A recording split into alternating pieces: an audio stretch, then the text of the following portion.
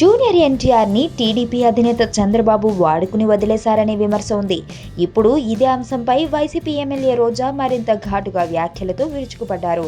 Junior ఎన్టీఆర్ను 2009 ఎన్నికల సమయంలో ప్రచారానికి వాడుకుని ఆ తర్వాత టీడీపీలో కార్యకర్తగా కూడా ఉండనివ్వకుండా తరిమేశారని, జూనియర్ ఎన్టీఆర్ తెలివితేటల ముందు తన కొడుకు లోకేష్ ఎదగలేడన్న భయంతో చంద్రబాబు ఎన్టీఆర్ను తొక్కేశారని మాట్లాడారు.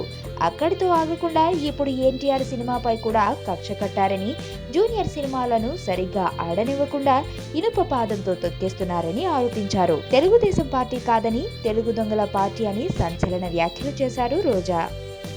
కలూరి సింతామణి నా పేరంటే తెలియనోళ్ళు లేరే జాని, వయసు లెక్క సీక్రెటు గాని నన్నడగమాక అంటాంది జారేవుని.